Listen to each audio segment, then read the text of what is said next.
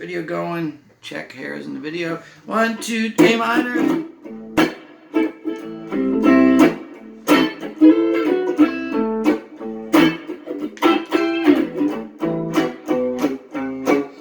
D minor.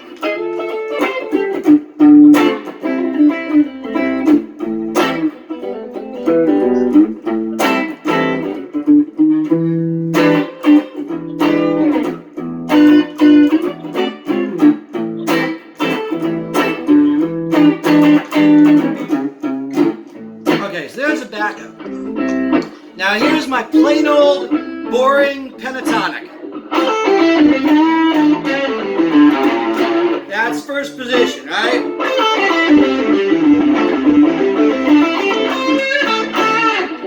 Here's second. Here's fourth.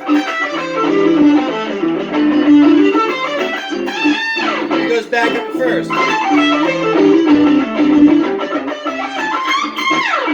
And those are all the positions you need to get all the notes. Now, you play that, you get stuff that just sounds boring. You can do some bends. You can do some motives.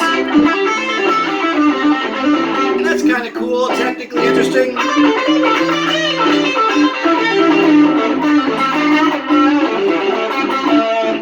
But harmonically, it's boring. Now watch this. I'm going to add some outside notes.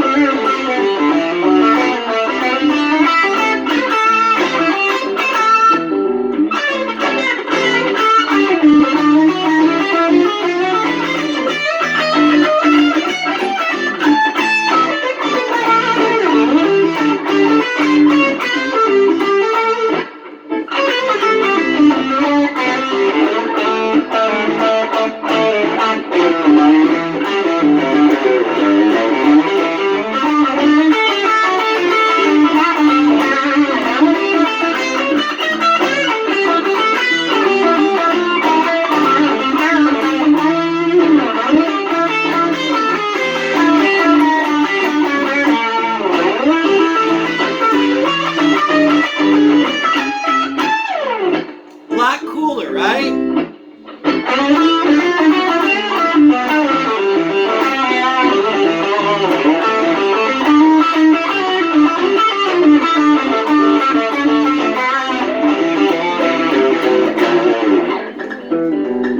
Neat, right? Yeah.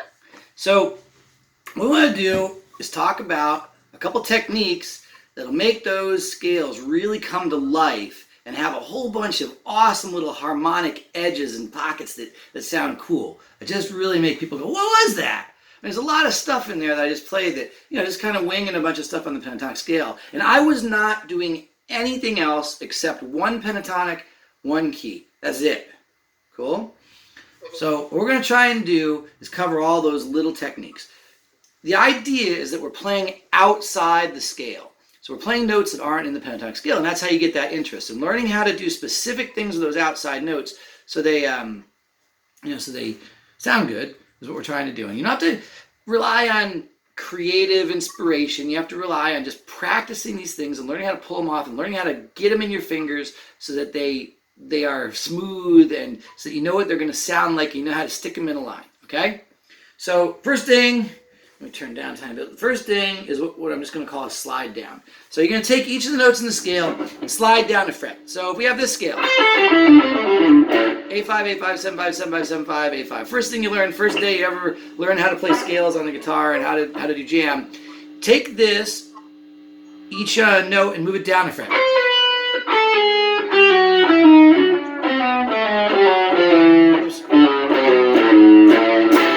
All of a sudden, you get a whole bunch of extra notes that sound interesting.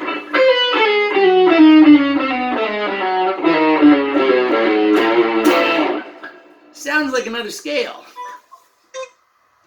There's elements of like diminished and whole tone. When you play a diminished scale, it sounds like this. And we're doing all those notes just by adding some notes to the pentatonic. Cool? try that again. Take your pinky, slide it down. Take your pointer, slide it down. Take your pinky and pointer again. Then your ring and pointer, slide down a fret.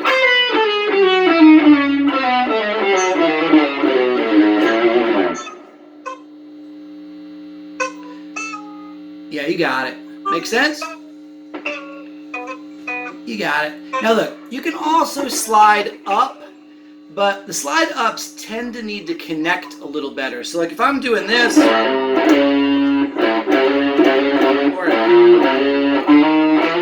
they don't quite sound as good when you, they sound a little more out.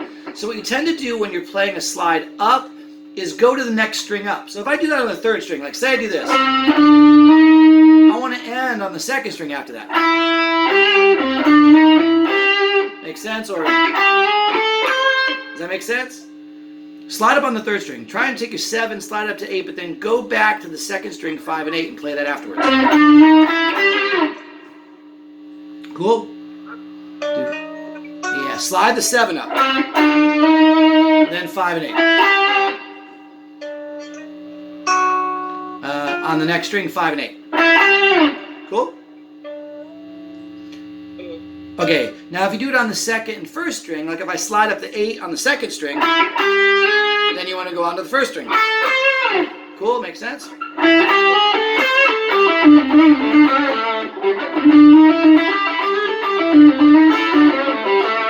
The idea is that whenever you do that slide up, you always go on to the next string.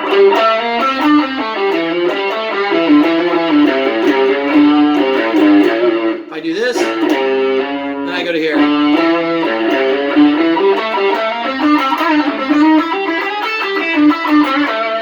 Pretty easy, you understand? Okay, so those are slides. You slide down from a note, you slide up from a note, and just sitting and fiddling with that, even without a background. Listen to the difference between going like this and doing that plain old basic pentatonic, and the difference between that and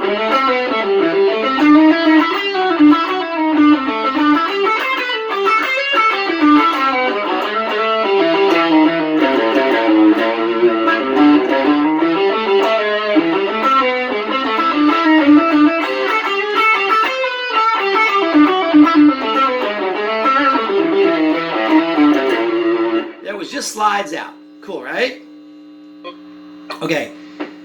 Next thing we can do is have slides down, a little bit of slides up that connect to the next string.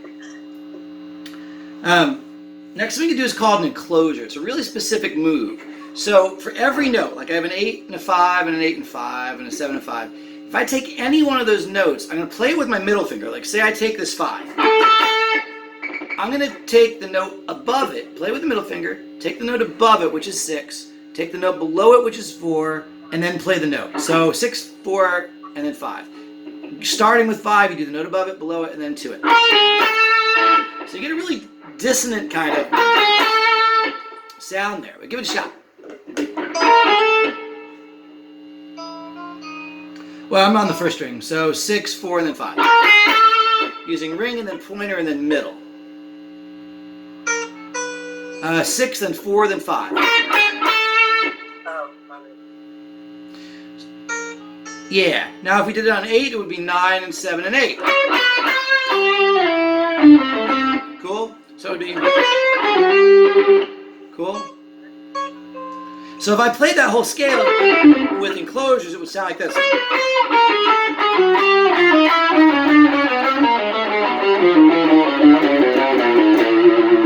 Cool? Makes sense?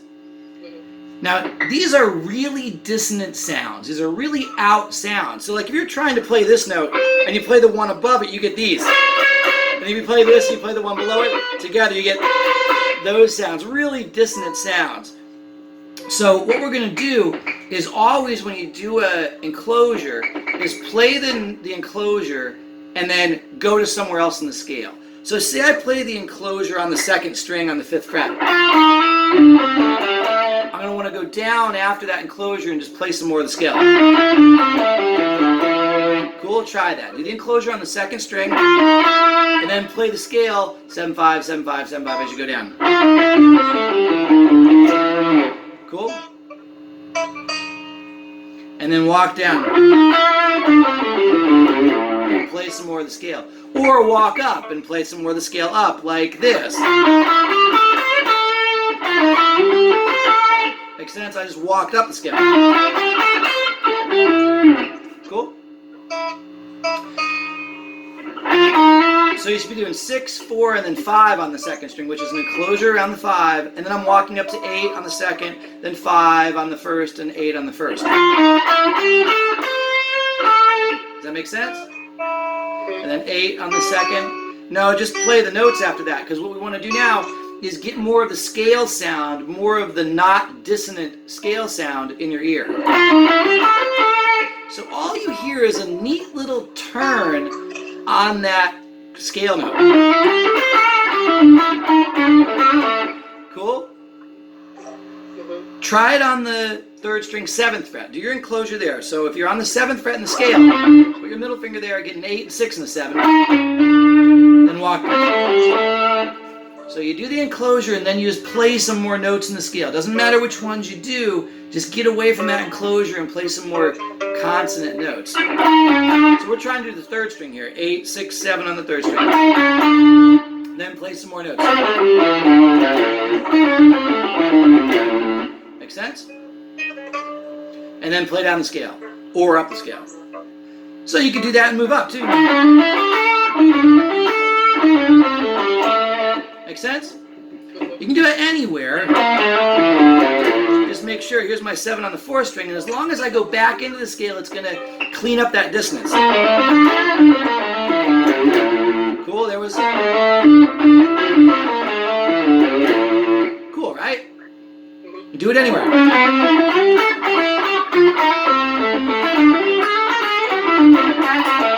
And it just gives you like a little momentary, what was that? What was that sound? It's just an unexpected out sound, but we're controlling it by going back in. Just doing that specific technique. You don't have to be creative. Just do it and then run some more of the scale. Cool? No more techniques. You don't have to think about doing bends. You don't have to think about doing contour patterns or, doing sequences. You don't need to think about doing, fast bends. You don't need to think about doing motives. Just play one of these things and play some more notes in the scale and you're good to go. Cool? All right. Okay, so that's an enclosure. Next thing we can do, and this is, I'm going to kind of put two things together. So one of the things you can do really easily is just put the other notes that are on a scale in between a scale, in between the notes of the scale, and play them. So if I have 8 and 5 on the first string, I'm just going to fill them in chromatically. Do 8, 7, 6, 5. If I have 8, 7, 6, 5, or 8 and 5 here, I do 8, 7, 6. But if I have 7 and 5, I do 8 and 6. Sorry, what do I say? If I have 7 and 5, I do 6. Or upwards.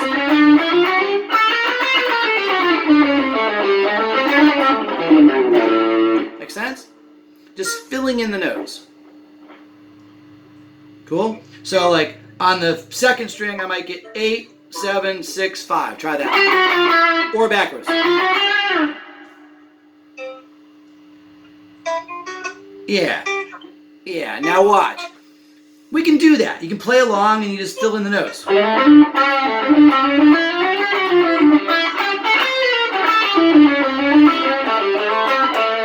you get some more slides. There's a really cool effect that comes from doing those fill-ins with a pedal tone. So remember what a pedal tone is? You hit the same note over and over while you play other notes. So if we take that slide, for example, on the second string going 8, 7, 6, 5, and instead of just playing it, put a pointer finger on the 5th fret, a note from the scale. So here's the 5th fret on the first string, and then do each note of the slide with the pointer finger first, like this. So you hit the 5, then you hit one of the notes of the slide, one of the fill-ins, So we're trying to do this little fill-in, 8, 7, 6, 5, little chromatic fill-in. But in between the notes, before 8, before 7, before 6, before 5, you play a 5 on the first string like this. Is that cool?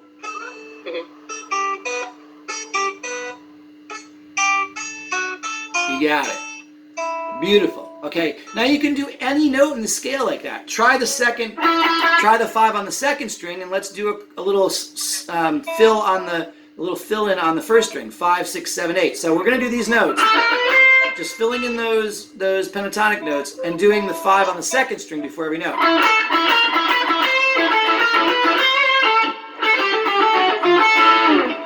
Cool? Yeah, you got the idea. So you can do it anywhere. You can take any notes. Let's try the note on the 4th string, 7th fret. And we'll fill in the notes on the 3rd string. So 5, 6, 7. So I'm using the ring on the, try this. Ring on the 4th string, 7th fret. 4th string, 7th fret. Now use your pointer finger, middle, and ring. So I'm filling in the notes on the 3rd string. And in between, before every one of those notes on the 3rd string, I'm going to hit that 7. Make sense? You got it. And so learning to do this, again, isn't about being creative. It's about practicing how to make these things work in your fingers. I can take that same note on the 4th string and maybe do a chromatic down, a little fill-in on the 5th string.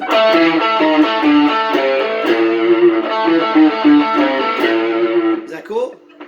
Try doing that. Take that same 7 on the 4th string and do a fill-in on the 5th string. So it would be 7, 6, 5 on the 5th string. And I get down to the 6th string. Does that make sense? Yeah, he did it backwards. That was cool. I went down. You can do that too. The idea is that you just practice the technique and get used to how you're going to finger those things. And you can go in any position. You can do it up here.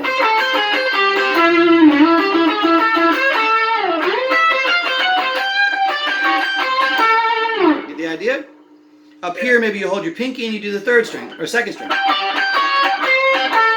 Or you hold your 2nd string and you do the chromatic on the 1st string.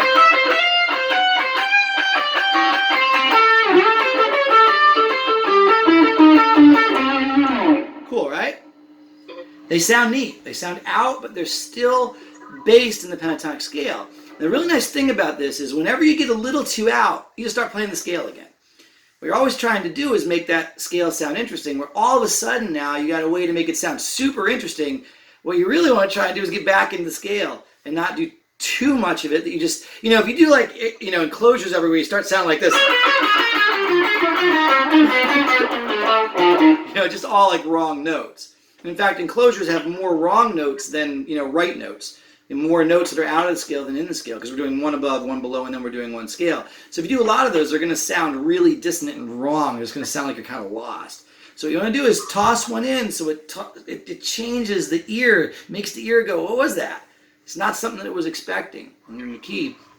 And then you go right back into the scale, and so when people listen to it, they're like, what was that? Where those notes come from? They're not notes that people are used to hearing. And so you get a really cool effect. Okay? Make sense? Yeah. So we have slides, we have enclosures, and these like sort of little just fill in the strings with a pedal tone especially is really helpful. And then we have this little technique where basically you try and shift positions and you just slide a lick you're doing up until you get into the next position. So watch, if I'm doing first position there and I got second here, that's 10, 8, 10, 8, and 9, right? So if I want to take a lick from here, say I'm just doing like maybe a 7 and a 5 on the 3rd string and 2nd string, I can move that up and then get in the 2nd position. Just use that first lick, move it up until you get into 2nd position, okay? So do 7, 5, 8, 6, 9, 7, and then you're in position on 9 and 8 on the 2nd string.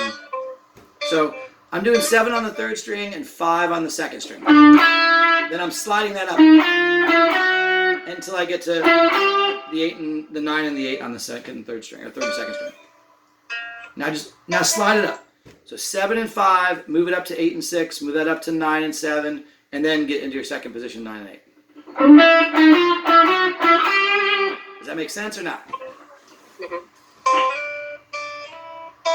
Wait a second. We're doing the lick I'm doing is here just like going back and forth between 7 and 5. Now I'm just moving that up until I get up to 9 and 8. Cool? No, 7 on the 3rd string, 5 on the 2nd string. 7 on the third string, 5 on the second string.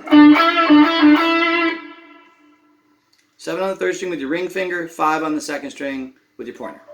Yeah, now just move that up until you get to this 9 and 8 on the third string and second string. And at that point, you're in second position. Yeah, now jump into second position where you're 9, 8. And then you continue on with the scale up there. Cool? You can do anything like that. Say you're just doing 10 and 8. You can do that and move down until you get into first position. And then you're back into first. Try that. Do a 10 and 8 on the first string. So you're in second position. And just do a 10 and 8. Slide down, and then go to 8 and 5. So you're in pointer and pinky in the first position. So on the first string, 10 and 8. 10 and 8 on the first string. Just a 10 and 8 on the first string. Yeah, now just move that down. Yeah, and then go to 8 and 5. You can do that with anything. You can try a little chromatic. Anything you're doing. Take the move you're doing, move it around until you get into the next position. Cool, that was just a little lick in fourth position. And then what happens with that is you hear, again, a really solid in-key kind of thing. And then it, kind of goes away, but it comes back into another position. So you're aiming for one scale position, and, moving out and going back into another scale position. So it sounds very controlled. It sounds intentional. It is intentional. Cool, and you can do that with anything.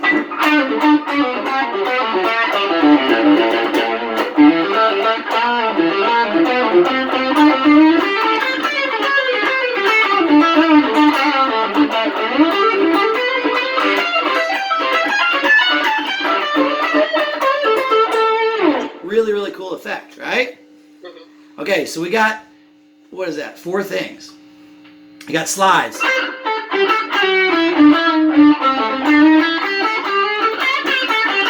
Remember, when you're doing that, you can control the outness. If you really want to sound a little weird, you land. You want to really focus on that weirdness, then you land on the out note.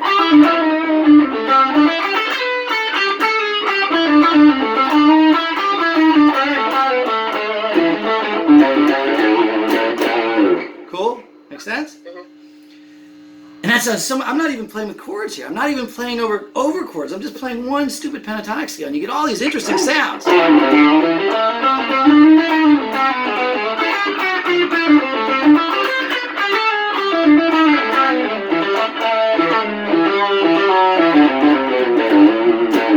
Cool? Those are slides down and a couple slides up. And when you're sliding up, you want to try and connect to the rest of the scale.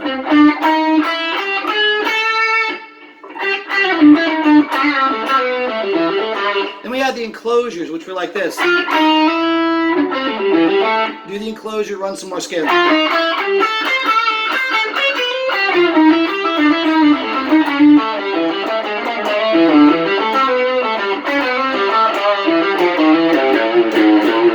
gotta be really careful not to do too many of those in a row or you're gonna sound dissonant.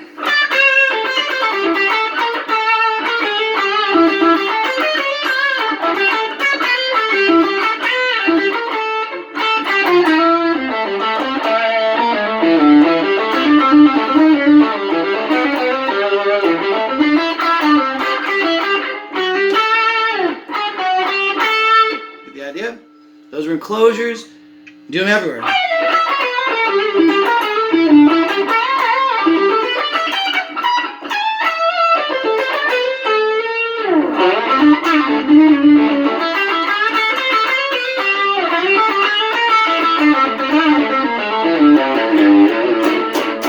Cool, right? Juicy sounding. Okay, then you had the little idea of the fill-ins, right? But always trying to stick in some kind of pedal.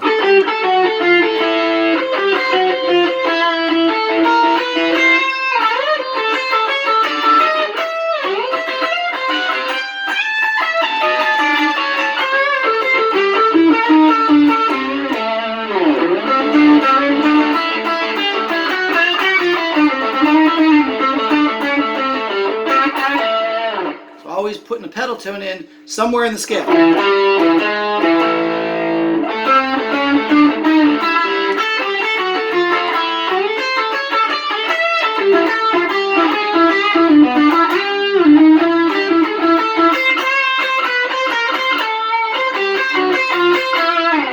And those sound awesome. You do them anywhere, they sound really good. And they're just a proven little technique that's going to make you do something interesting if you've practiced and follow doing that everywhere on every string and every position. Okay, and then the last thing was just kind of moving chromatically. You do something here. You do the thing in like second position, move it down, and then end up in first position. Or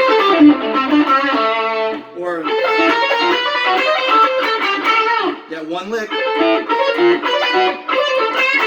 and end up in second position. You know, if you do it in fourth, you can go up to first.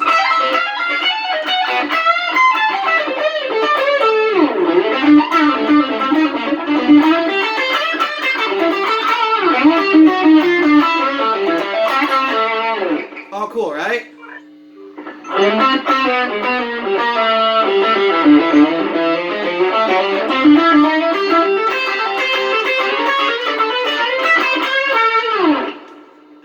Sounds really good. No matter how you do it, it sounds good. Cool? Put all those things together, and here's your plain old scale.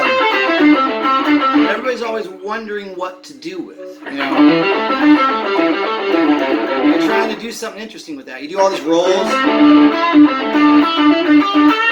And even that still sounds kind of boring because it's just those notes. You do motives.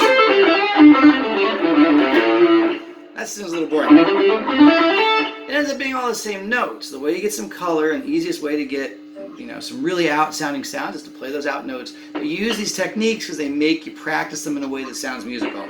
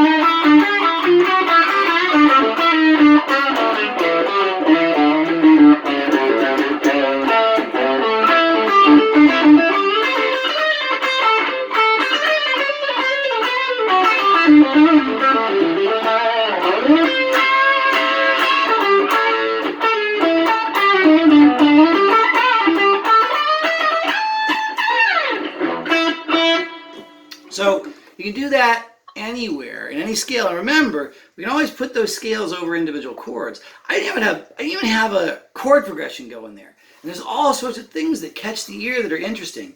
The only thing I was thinking there was pentatonic scales. None of the other approaches. No playing over chords. No doing other scales, no doing, modes, none of that stuff. Just strictly pentatonics. First, second, and fourth position. First day learning how to play jam session stuff, and just adding those 4 techniques. And it's all that was. Neat stuff, right? Sounds cool? Mm-hmm. Yeah. You can get really super awesome sounding stuff just by playing those 4 little techniques. And get to know where they sound. Practice your enclosures and try and make them sound good. Stick on a jam session. You can do this with any old blues. You can do it with. You can even do it with like a really pretty ballad sound. It still sounds good. Just do it with a little less. With a little less intensity. So if I'm doing like maybe like a blues, let's just do like a little.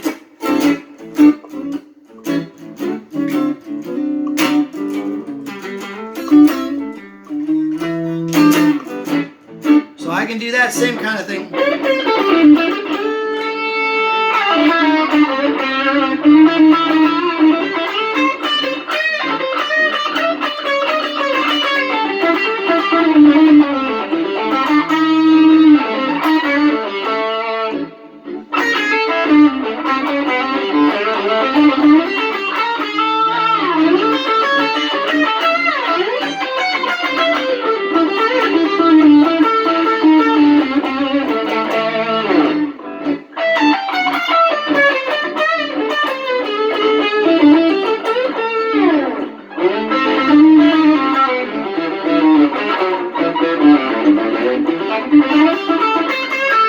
If it gets a little weird, just go back in the scale. You start doing that kind of stuff. Just try and get it back into the scale, and you're in clear territory.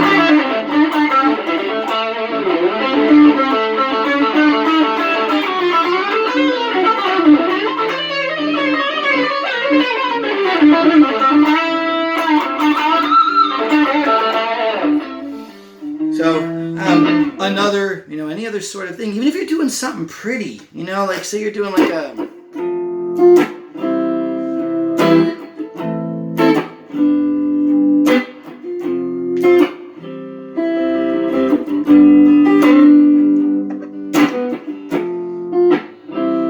want to do something like really nice sounding with that. I can still do all those things.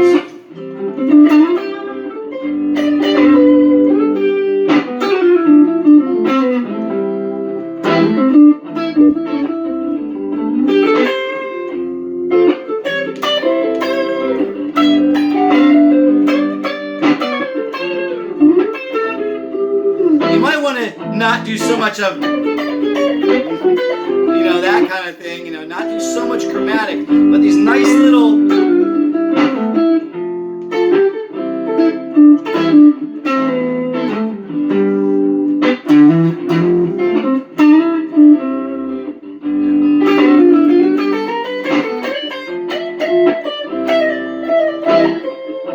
really works nice.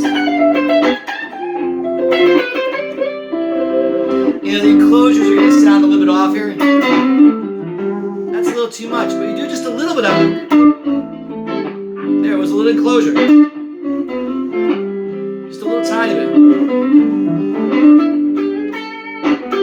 There was a slide out. Or a little fill-in. Because you're still really focusing on the sound of the pentatonic. And you can control that. Do a little tiny fill, and it adds some color to your line, so it's not just those same boring old notes all the time. Cool? Yeah. You think you got it? Mm-hmm. I'm gonna upload this and kind of make that the practice routine. Let's see if we can do that a little bit, okay? All right. Okay. Thanks. Have fun, man.